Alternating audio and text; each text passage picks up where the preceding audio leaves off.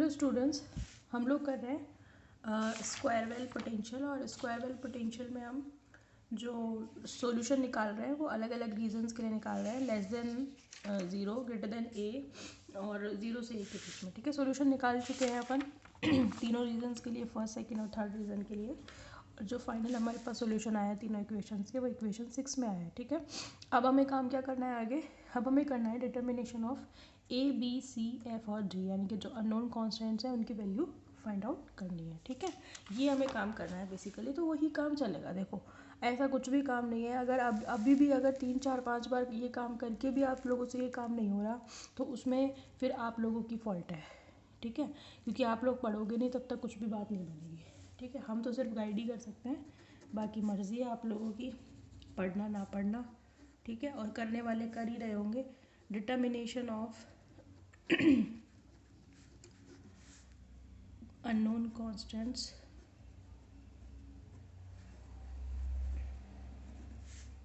ए B C F और G, क्योंकि यही प्रोसीजर मैं कम से कम 5वीं 6ठी बार बता रही हूँ। यही सेम प्रोसीजर जो अब करने वाली हूँ, ये कितनी ही बार बता चुकी हूँ।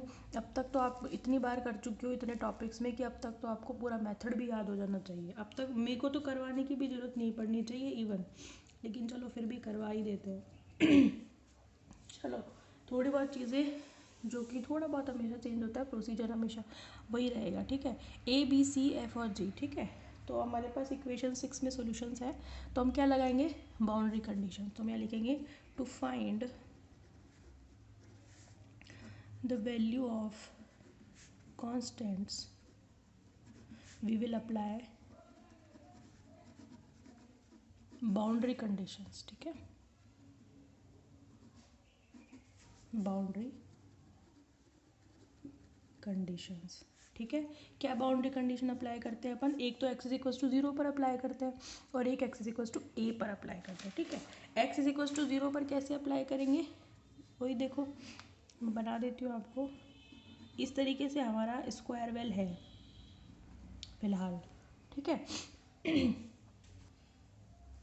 नहीं ऐसे नहीं है, स्क्वायर वेल हमारा ऐसे इधर बना देती हूँ, है ना, इस तरीके से।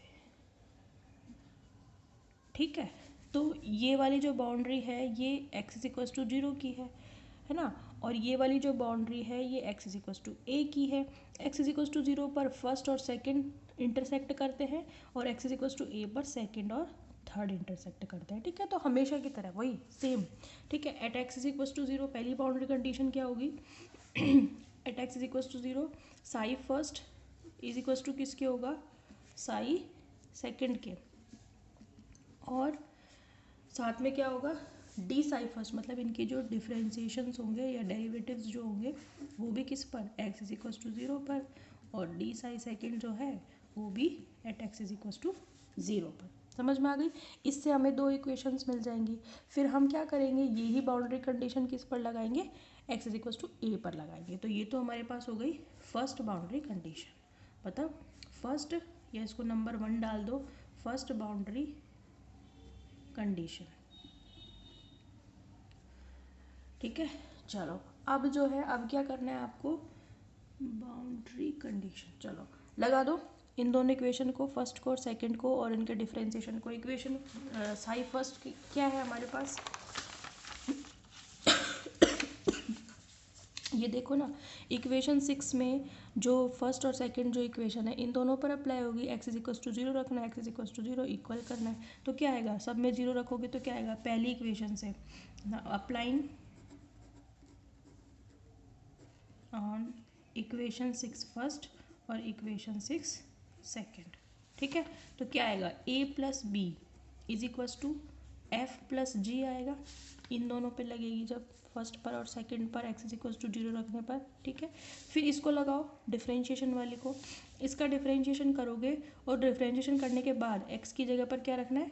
आपको 0 रखना है। ठीक है, तो डिफरेंशिएशन करोगे तो क्या आएगा? इधर पहले आएगा आपका आयोटा के, अरे भाई आएगा कि नहीं आएगा? आयोटा के, उसके बाद कितना आएगा? ए, इधर से क्या आएगा? माइनस आयोटा के कॉमन ले लिया, अंदर कितना बचेगा? ए माइनस बी बचेगा, और 0 रख दिया तो ए की पावर तो खत्म। इधर आ जाओ, इधर क्या आएगा? इधर आएगा आयोटा के 1, है ना, और अंदर क्या आएगा एफ माइनस जी।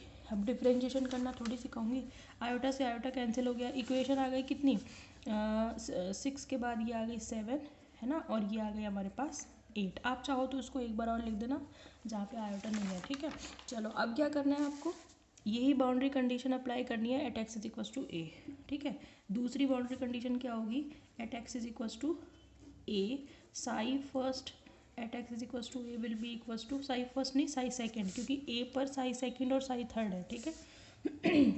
बस ये ध्यान रखना, ठीक है, थोड़ा सा ये नहीं कि फ्लो में करते जा रहे हो, ठीक है। फिर d psi second upon d x किस पर, at x is equals to a पर, और d psi third upon d x किस पर, at x is equals to a पर। सही बात है, लगा दो ज़रा किस किस में, अप्लाइंग ऑन कौन कौन सी इक्वेशन पर, applying on 6 second and 6 third, ठीक है। ये दोनों पर लगानी है आपको, इस पर और इस पर, सेकेंड पर और थर्ड पर। तो पहले क्या लगाना है, ए लगाना है, क्या एक्स इज इक्वल टू ए लिखना है। तो क्या आएगा आपके पास, लगाओगे जब कहाँ पर लगाओगे, सेकेंड को थर्ड के इक्वल करना है, ठीक है।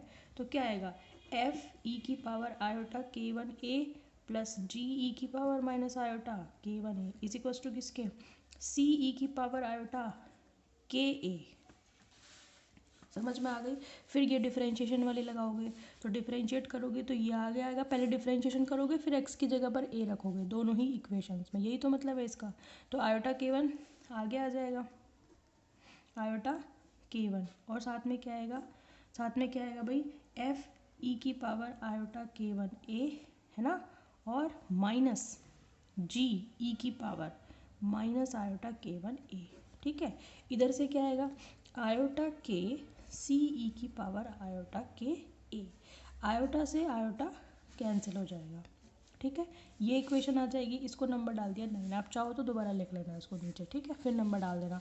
तो ये इक्वेशन 7 8 और ये 9 है हमारी, और ये वाली 10 है। तो चार मैंने हर एक में 2 लगाई हैं, तो चार मेरे पास इक्वेशंस आ गई। अब क्या करेंगे अपन, आप अपन हमेशा की तरह वही करेंगे, इक्वेशन 9 10 को सॉल्व करके जी अपॉन एफ की वैल्यू निकालेंगे, ठीक है। उसके बाद हम क्या करेंगे, रेशो निकालेंगे बी अपॉन ए और सी अपॉन ए का, फिर से हम वही करेंगे, क्या नाम से, रिफ्लेक्शन कोफिशिएंट निकालना है, ट्रांसमिशन कोफिशिएंट निकालना है, ठीक है। प्रोसीजर वही है, अब तक तो याद भी हो जाना चाहिए आपको, ठीक है। चलो आगे क्या करना है आपको, कि ये जो इक्वेशन नंबर आपकी ये दोनों आई हैं 9 और 10, है ना। तो 10 में आपको डिवाइड करना है किससे, 9 से, और किसकी वैल्यू फाइंड आउट करनी है, जी अपॉन एफ की, ठीक है। तो मैं कर रही हूँ नाउ डिवाइड 10, है ना, किससे, 9 से। डिवाइड करो तो ज़रा क्या आएगा, पहले मैं डिवाइड ऐसे करके लिख दूँ, डिवाइड करके, है ना। एलएचएस में आप इसको रखो क्योंकि यहाँ पे ए की टर्म है, ठीक है। तो क्या आएगा आपके पास, के सी ई की पावर आयोटा के ए, और डिवाइड करेंगे किससे, सी ई की पावर आयोटा के ए से। इधर क्या आएगा, आरएचएस में, आरएचएस में आपके पास आएगा के वन एफ ई की पावर आयोटा के वन ए माइनस जी ई की पावर माइनस आयोटा के वन ए, और नीचे एफ ई की पावर आयोटा के one A plus G E की पावर माइनस आयोटा के वन ए। इसमें इससे डिवाइड कर दिया, पहले इसमें इससे, समझ में आ गई, ठीक है। कैलकुलेशन है भाई, फिजिक्स वाला पार्ट तो स्टार्टिंग में ही था, देखो भाई। अब तो आपकी कैलकुलेशन पर डिपेंड करेगा कि आप कितना सही करते हो, ठीक है। बाकी तो फिर मर्जी है आपकी, बल्कि अब आपको मेरी वीडियो पॉज करनी चाहिए और खुद से सॉल्व करना चाहिए, फिर मिलाना चाहिए वीडियो प्ले करके कि मैंने कितना सही किया है। वो मेथड है सीखने का, ठीक है। चलो अब आप क्या करोगे, जी अपॉन एफ की वैल्यू फाइंड आउट करनी है, एफ कॉमन ले लोगे। मैं वैल्यू लिख दूँ डायरेक्ट या करके बताऊँ, बता देती हूँ करके, ठीक है। के ये देखो आप क्या करना कि इस चाहे के वन को आप है ना नीचे ले आओ, ठीक है।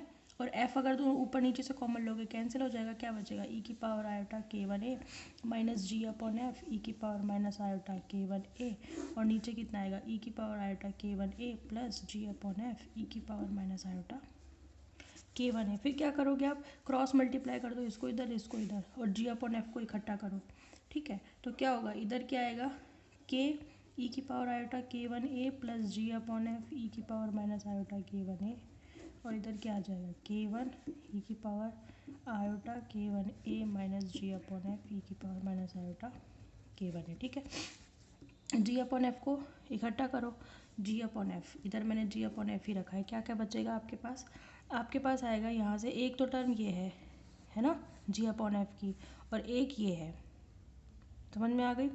ठीक है, तो क्या क्या बचेगा? के, इधर से तो के आएगा, इसको इधर लेकर आओगे तो क्या आएगा के प्लस k1 आएगा, और बाहर क्या आएगा ई की पावर माइनस आयोटा k1 है, क्योंकि इसके साथ भी और इसके साथ भी दोनों के साथ माइनस है। इधर क्या आएगा? इधर आएगा k1 है ना, इसको इधर लेकर आओगे तो माइनस के, ठीक है, और ई की पावर आयोटा k1 है कॉमन, तो जी अपॉन एफ कितना आ गया आपके पास? जी अपॉन एफ, इसमें से ये सारी चीज़ें नीचे लेकर आओगे, इसमें से माइनस निकाल रही हो तो ये क्या बन जाएगा k माइनस k1, नीचे क्या आएगा k प्लस k1, और ये जब नीचे आएगा फिर ऊपर जाके क्या बनेगा ई की power 2 iota k1a।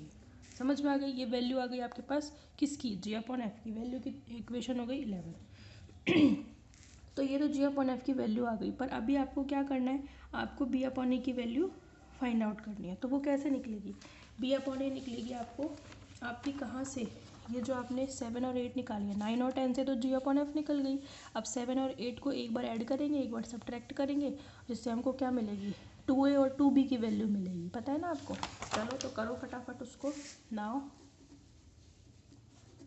Adding and subtracting, जोड़ने और घटाने पर इक्वेशन कौन सी?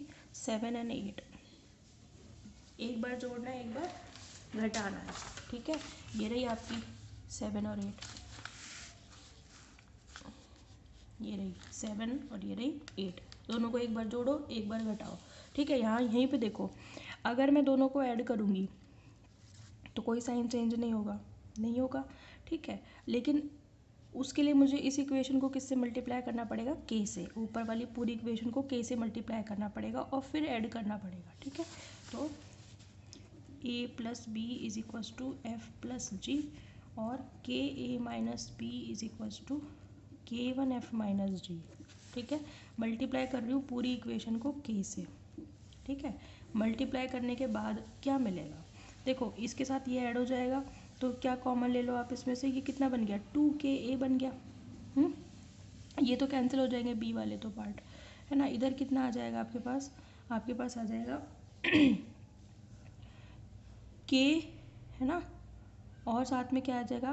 प्लस k1, और साथ में f, फिर क्या आ जाएगा आपके पास?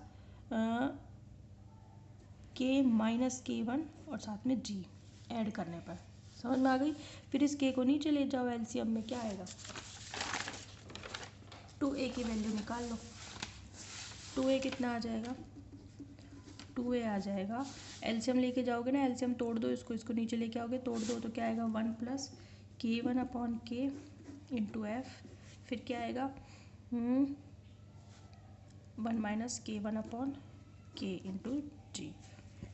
तो जब हमने एक बार ऐड किया तो ये तो ये तो क्या आ गया हमारे पास? 2a एडिंग, ऐड करने पर। नाउ बाय सब्ट्रैक्टिंग, इसको नंबर डाल दो 12। नाउ सब्ट्रैक्टिंग, घटाने पर, जब आप घटाओगे तो पता है आपको इक्वेशन क्या मिलेगी? 2b इज इक्वल्स टू आपको मिलेगी 1 माइनस k1 अपॉन के, घटा लेना दोनों को, f, और 1 प्लस k1 अपॉन के इंटू जी, इसकी रिवर्स मिलेगी। यहाँ प्लस है, यहाँ माइनस आएगा, यहाँ माइनस है, यहाँ प्लस है, लेकिन करके देख लेना, ये हटाना, 1 माइनस k1 अपॉन के है, ठीक है। चलो इक्वेशन नंबर 13, अब क्या करोगे? आपको क्या चाहिए? बी अपॉन ए, 13 में 12 से डिवाइड कर दो और f कॉमन निकाल लो, यहाँ पे जी अपॉन एफ बनाओ। जी अपॉन एफ की वैल्यू कहाँ से रखोगे? इक्वेशन नंबर 11 से, जो अभी अभी हमने निकाली है। करके रखोगे ना ये काम, ठीक है। तो आपको क्या करना है? 13 में 12 से डिवाइड करना है, बी अपॉन ए निकालना है, और यहाँ से f ऊपर नीचे से कॉमन निकालना है, तो दोनों कैंसिल हो जाएंगे, ये बन जाएगा जी अपॉन एफ। जी अपॉन एफ की वैल्यू कहाँ से रखोगे? 11 से, फिर बी अपॉन ए निकल जाएगा, फिर सी अपॉन ए निकालोगे। सी अपॉन ए के लिए क्या करना पड़ेगा आपको? ये जो आपकी इक्वेशन थी ना, कौन सी?